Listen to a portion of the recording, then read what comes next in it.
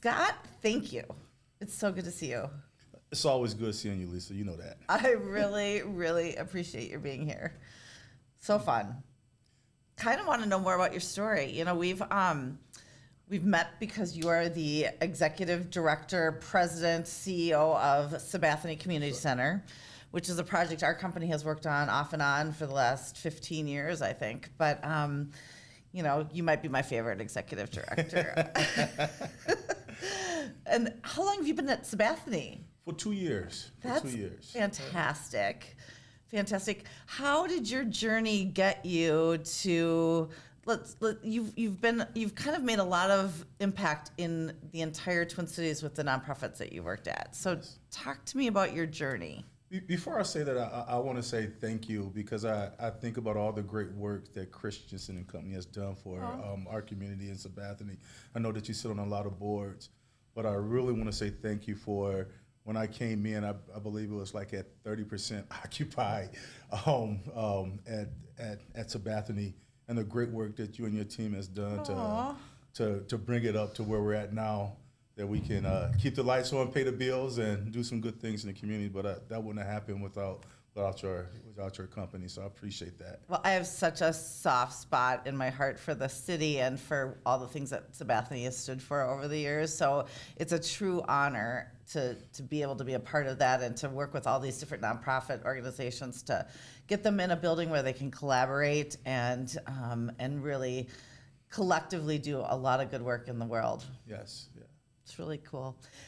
Well, so I put you on the spot, but like the history of Sabathani, before we get to the history of you, as long as we're talking Sabathani. Yeah. So Sabathani started, we're 58 years old, right? And it started out of a church, right? The Sabathani Church across the street. And instead of, we noticed that there was a lot of need in that community, or they noticed that there was a lot of need in that community. And at the time, the Reverend Stanley King said, you know, we got this money, but instead of building a big sanctuary, let's build a gym. Let's build a gym inside this church, because we noticed that children don't have anything to do, right? They don't have any places to go. So he knew that if he built that church, the gym, that the parents would come too, right? So he built it, and students started, the children started coming, and then all of a sudden the parents started coming, and the church got bigger and bigger. So they outgrew that church, and we said, you know, across the street, Bryan Elementary School, which was the middle school where our beloved Prince went to school there, was up for sale.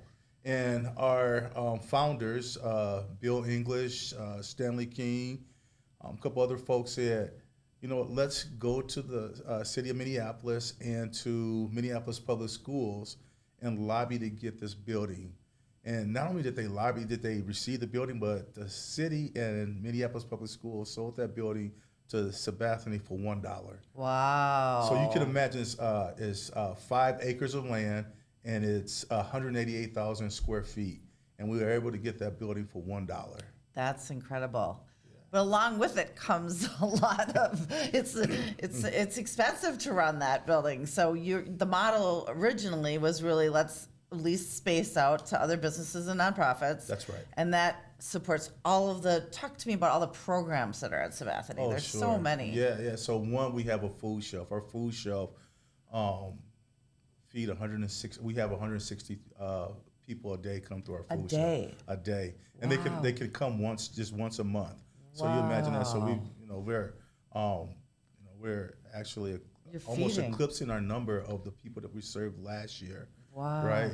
And what we're feeding families, we know it's so important that students, when they go to school, that they have a good meal, that it helps families to be able to pay for utilities with the rising cost of utilities, and also with gas, putting gas in cars. So that's our food shelf. We have our Workforce Strategies program. Our Workforce Strategies program is helping individuals get family sustainable careers, right? Not just jobs, but careers. So we're placing folks in careers with a high school diploma. We're placing them in $70,000 and $80,000 jobs. Wow. So and most of it is in green and sustainability. and that's one of our biggest things, because we want to leave this planet in a better place than what we found it. Our mission is to provide people of all ages and cultures with essential resources inspired to improve their lives and to build a thriving community. And if we're going to have a thriving community, we're going to make sure that that we're doing what we say we're doing, making sure that we got good programs, making sure that folks have careers and not just jobs. We also have a senior program that already, I believe we have about 500 seniors that we connect. One of the biggest things that we learned is that our seniors felt isolated, so they wanted to be involved with the community. So making sure our seniors are involved in the community, as well as our drone program and our environmental sustainability academy, teaching folks in the community how to do everything from being energy efficient to flying drones and Really? jobs. Yeah. I didn't even know about that one. Oh yeah. Oh yeah. That's super interesting. So and all these jobs are careers. When they're done, they receive a certification, so they actually can go into these fields and make good money. That's great. And you have a clothing program too. Oh yes, definitely. So we have one of our clothing closet. You know it better than I do. Well, I just no. Well, we have a clothing closet that actually provides clothes for our workforce, for folks who are starting on the job, who need, whether it's boots or shoes or clothes, and we also provide clothing for youth as they go back to school. So our busiest times is right before winter and then right before school starts. Okay. Yeah, that makes sense. That's great. That's great. Well, you have a long history in the nonprofit space. You went to school at the University of Minnesota, right? That's correct. Might have like a kind of like a little fame there. I don't know about fame, but I was a Golden Gopher. I was a student athlete. I played. I was recruited by Lou Holtz at the time. And Isn't that cool? Yeah, I wish it would have been stayed cool, because he ended up leaving and going to Notre Dame and having great success by the time I got there. So my sophomore year in high school, Lou Holtz recruited me to come to the University of Minnesota. Where did you go to high school? No, Waterloo, Iowa. Oh, Waterloo, you're kidding. Okay. East High School. Okay. Yeah, so Holtz recruited me, and I came up here. By that time, he was gone, and because I made a commitment as a sophomore. And John Gudikins was our head football coach. So I was a littler guy back then. I was a wide receiver. I was like 175 pounds. Could run a 4.4. And the funniest story is Coach Gudikins said, "Son, you're gonna have to eat, because you're gonna be able to have to block." So at that time we had Darrell Thompson, who was a great running back, went on to the NFL. Yeah. And Ricky Foggy, who was a great quarterback. So I did my job. I bulked up and blocked. Didn't get us to any bowl games, but we had a lot of fun, and I got a great education, and was able to meet some lifelong friends. I bet, yeah. You've talked about that before. Your buddies from those days. Oh yeah. That's so awesome. And so a little bit about my background. I majored in electrical engineering, right? And what? Yeah. So and it's natural for me, because it's about solving. So in engineering, it's about seeing a problem and having a solution to solve it, right? Okay. And the same thing, I knew I was never going to be an engineer. It's what my parents wanted me to be. What a good boy you are.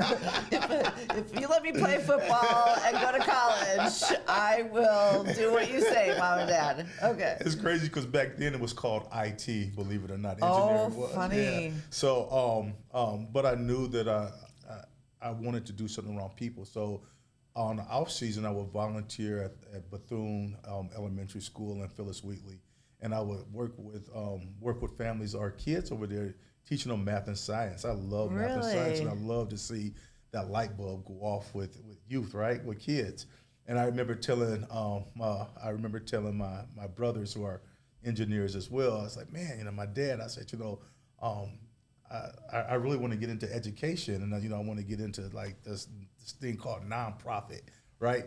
And my dad was like, hey, that's something that you volunteer. Yeah, you do that on the side. You're gonna be an engineer. So, I just fell in love with it. That when I fell in love seeing that those problems were being solved, to be teaching kids how to do math, how to do science. So, although I ended up with a degree, I knew that that's something that I wanted to do. I wanted to work more with people. And I worked with Minneapolis Public Schools. I actually started off as a case manager, and I worked my way up to be an associate director. And I worked with what at the time was the school that served highly mobile students, right? Oh, yeah. So families who had moved 3 or 4 times and was homeless. And then I saw the needs of what the families needed from a school system, but not from just a school system, from these nonprofits. And then I worked my way up to be an associate director, to be a director, and then worked with Minneapolis Public Schools as their executive director of family and community engagement. Really? Yes. Wow, and interesting. I learned so much about just families and dynamics of the family in Minneapolis, and really how do we, I've always believed that, it doesn't matter what your background is, that if you have a strong, solid education, that you can overcome anything. Yeah. And so I really became big in education and helping these families get those resources so that their kids can have a better tomorrow than their yesterday. So I worked there, and I went to on to be the vice president of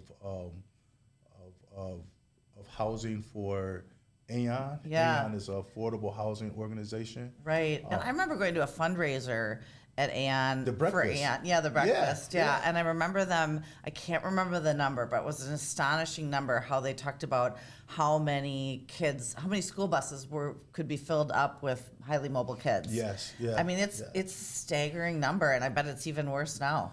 It is. It's actually getting better. I think that we've got that. I'm a true believer. You fix the things that you focus on, and I believe that both of our friends from the Democratic and Republican side, independents, are really working hard to make sure that no family goes hungry in Minnesota.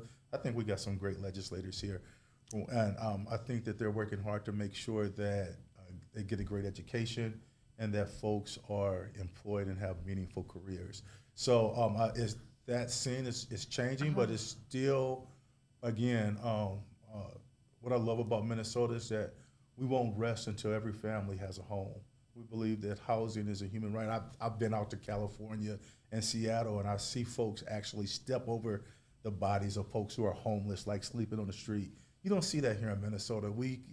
That's why I love. Being an Iowa boy and moving up here to Minnesota, that's why I love Minnesota so much, because we care about people. We care about everybody, and it doesn't matter your background. We see each other as humans, and that's what I love about Minnesota. So that's changing. I love that homeless. optimism. Yeah. That's amazing. That's great. And what did you do at AON? What was your role at AON? So at AON, I started off as the vice president of supportive housing. Okay. And then I was promoted to the chief operating officer. I had a great leader over there that taught me a lot, Alan Arthur. Yeah. Who was he's a great handshaker and lip flapper. So he did a great job in really talking about the needs of what we need to do around creating home for people. Were you there when Jeannie Kelsey was there? Does that name sound familiar? Yes, she left before I got there. Okay, because I worked on a project with them at Franklin and Portland, and helping them lease their commercial space there. And then Jeannie actually came and worked for me for a while. So just now she's at the city of Roseville. So shout out to Jeannie. But and then you went to St. Stephen's, right? Yeah. So I served there as their executive director, and their mission was to end homelessness. And so it was a natural fit because I was on the housing side providing home for folks. And I saw that there was a huge need to how do we look at solving the problem of homelessness. AON couldn't do it all. There's some great organizations like AON, Common Bond, that do this work. But I said, we really need to work on how do we change folks' behavior, right? How do we have folks be stronger advocates for themselves and tell their story? So we started working with folks who had lived experience, and that's what brought me over to St. Stephen's. And strong organization with a strong mission, a strong vision, and they have some great staff that work there as well. Yeah, well, that's a great experience. I mean, amazing how you've been touching all different sides of helping people help themselves, which is kind of my favorite thing Yes. to do, right? How do we don't just hand out stuff, we actually help them improve it. their life, right? Yeah, I've never been a transactional person. I've always believed in relationships. I believe that, if we give somebody something, that they're going to be asking for something tomorrow. But I believe if you give them skills, if you build that relationship and you share who you are, a part of you, that you actually build stronger people and that's able to do for themselves. And that's what we want to do. So that engineering back in me, talk about how do we solve these problems that humans face. You listen and then you put things in place that allow folks to take over for themselves. Oh, I love that. Yeah. So how did Sabathani get so lucky? Again, Bill English was our board chair. And he was one of the founders, right? Yes, Too? yes, So, I mean, yes. he's been around for... Bill will be 90 this May. Oh, Bill really? will be Wow. 90 this May. He's Wow, an he awesome looks guy. good for 90. Still driving, Yeah. still causing havoc across the state. Yeah. Yeah, so he reached out to me because of he knew about my experience at Minneapolis Public School and how I worked there. Then he knew about how I had cut evictions and had some success at Aon and cutting the evictions and helping folks find careers so they can pay rent and move from surviving to thriving. And so he said, why don't you apply for this? We would be really interested in it. And so as more and more I started digging into the background of Sabathani, the history of Sabathani, I fell in love with it. So when I interviewed for it, it was more like a conversation. It's like us talking right now about, what's the needs of Sabathani, what's the needs of the community, and how do we go about doing that? I mean, it's a great building with this great history. 150,000 people a year come through those doors. Wow. And I said, we got to figure out a way that we make sure that the folks who come there get what they need. So that's what brought me over there. Wow. Wow, that's inspiring. And Sabathani's trying to figure out kind of the next, I mean, there's a lot of evolving that's happening and a lot of change. For years and years, it was kind of status quo. Yeah. And all of a sudden, there's a new building. Yeah. So several things. I'll say when I first came on to Sabathani, we had 6 employees. And we're now, by the end of this month, we'll have 32 employees. What? Yeah. So I didn't know that. Yeah. So we're growing, and one of the reasons why we're growing is because we did a community. I'm smart enough to know that I don't know what I don't know. So we did some listening sessions, and we did a community needs assessment that asked the community, what should we create, what should we get rid of, and what should we keep at Sabathani. From that, we built out a strategic plan. And so that's why our programs are starting to grow. I have great relationships with folks in the philanthropic world as well as at the government level. And then we showed that we can do it. We built a 48-unit senior apartment complex that house that's affordable, right? That house folks who wanted to stay in the community. That has great success. We opened it up, and it was full within a month, right? Wow. And the minute we opened it up in April. By May, it was full of 2022. So we showed that we can not only provide service, but we kept folks there, right? We didn't have a lot of turnover, right? We had 100% occupancy, and within year one, we had 98% of the folks retained our retention. So renewed their lease or yes, whatever. Yeah. yes. Okay. So we got more and more belief from government folks, and we're actually going to look at that now, building a 72-unit workforce where it's going to be 60%, 50 to 60% AMI workforce housing on our campus. So that's going to be coming, knock on wood, in 2025. I love that dream is expanding, and there's some newer facilities for the property, and then one of your biggest struggles is this school is how old is the school? I mean, Sabathani Community Center was a school. I mean, your offices are in the swimming pool. I mean, like that's where the swimming pool was. Yes, that's right. It'll be 100 years in 2 more years, right? Wow. So there was when I came on, there was a lot of deferred maintenance, but again, thanks to Gil Christensen Company a plug. Being able to fill those spaces up and those empty spots that we got, we're able to do to repair the deferred maintenance that's gone for so long. In fact, when I talk about belief in some of the things that I'm seeing just with our legislators here, we just received $6 million from the legislature to put in a geothermal system. Now, this geothermal system, right now we have 2 old boilers that we call Thelma and Louise. And they jumped off the cliff years ago, and somehow they came back, right? Jesus somehow keeps them all together. Yeah. He kind of grabs them and figures out how to keep them going. Yeah, so it cost us $20,000 just to get them up and going, and then another like $28,000 a month just to keep them going. And they are, that our community in South Minneapolis has some of the highest child asthma rates because of the pollution rate that's there. And it's buildings like ours, these gas burning buildings. So we're actually getting rid of Thelma and Louise. We're going to say goodbye to them. And we're putting in a geothermal system that will actually heat that building at half the price of what we're doing right now. And not only will it do that, but it will also provide energy. It's called district energy for that community, right? So we can actually heat and cool our new building that we're building. We can heat the fire and cool the fire station next door, the co-op across the street. And so that's the long-term goal. That's the big goal of being able to provide that district energy so that we can get off these gas furnaces. Wow, that's really going to be a difference, right? I mean, that system's old. And you're at 38th, and what's the cross street there? 38th and 3rd. Third, yes. 3rd and 4th, right between 3rd and 4th. Yeah, it's kind of a beacon. And Prince did attend like 1 year there, right? Or Yes, everything was more than that. He went to middle school. I think it was 2 years that he went to middle school there. Before he went north to the north side. Yes. Yeah. We got pictures of him in a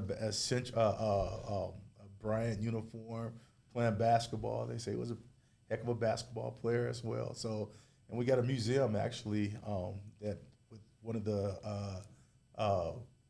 Revolution, right? Oh. We got a guitar in there.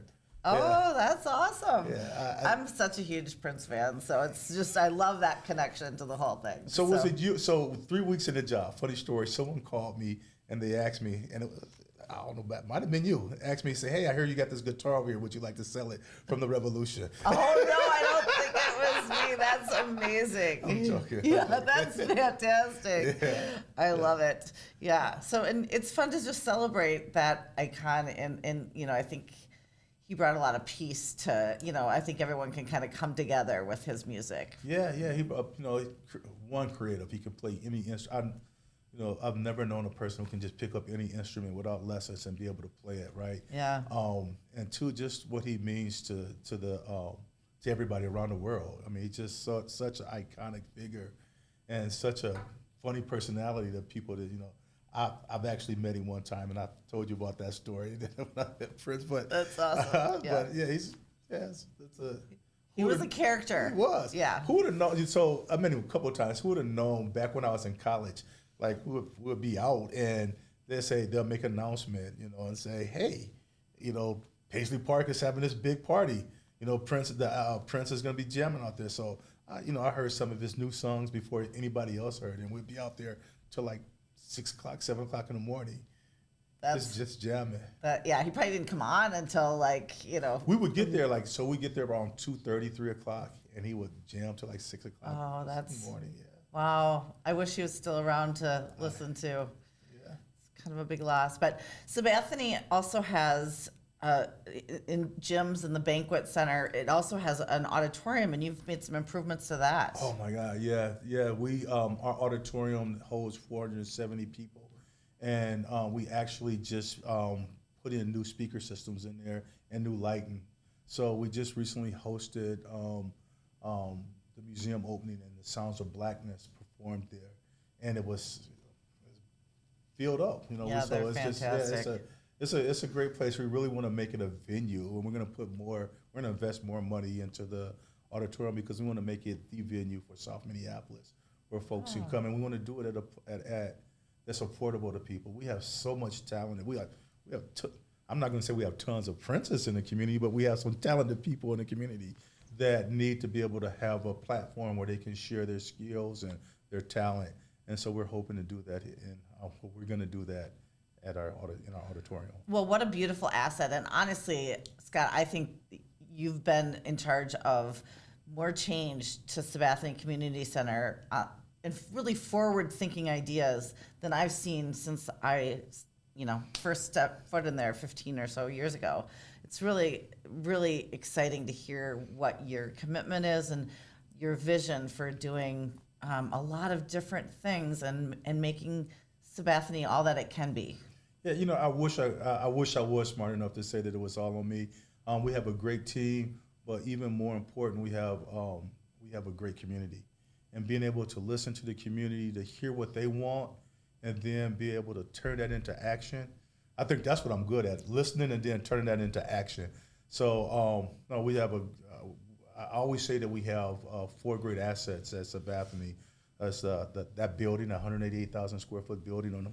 It's the staff that we have, it's the people that we serve, and then it's also great partners like you that help us live up to our mission.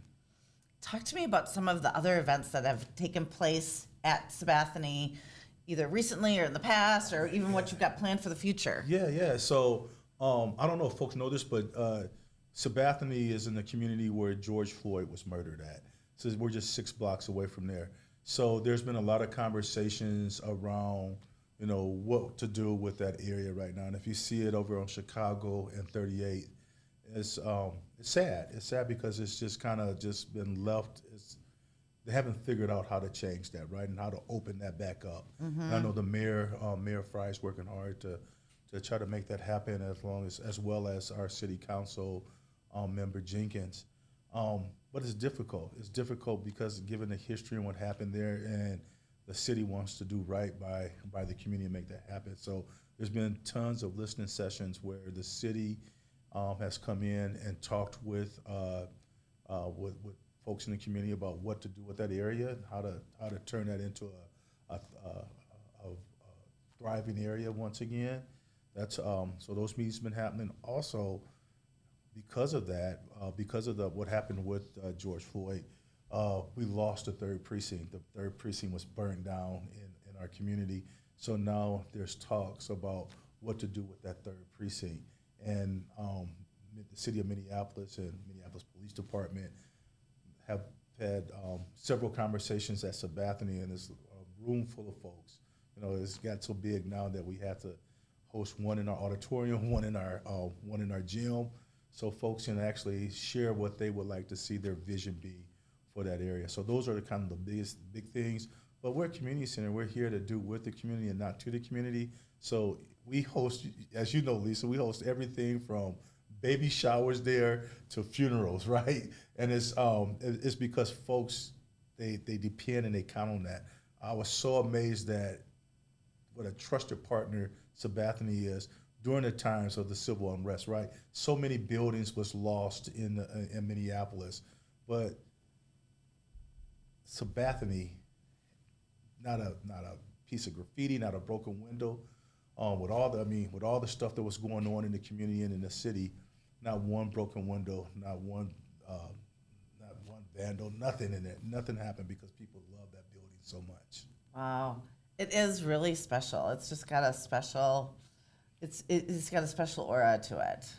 It does. I've had some great jobs and I worked with some great people, but this is the job that I love the most because every day I walk in, I get to walk next. I get to see, the youth coming we have a Montessori school there, so I get to, that's the boss of the building. I get to see those little kids and that. And then, we have great partners like United Healthcare and helping folks get healthy. And so, it's great every single day. I swim every single morning, right? So as soon as I get out of the water, I get dressed, I'm rushing to work because I love working there. I love being a part of the community. And it's just like this is a job where I feel like I could retire from. Really? Well, Yes. I love to hear that. I've known quite a few executive directors over the years, and it's really nice to have someone who's kind of committed, but also it seems like such a good fit for you. You've got the kids and the housing and programs and lots of problems to solve, and and really, just what an opportunity to bring together all of your skills and your experiences to really, really make that community stronger.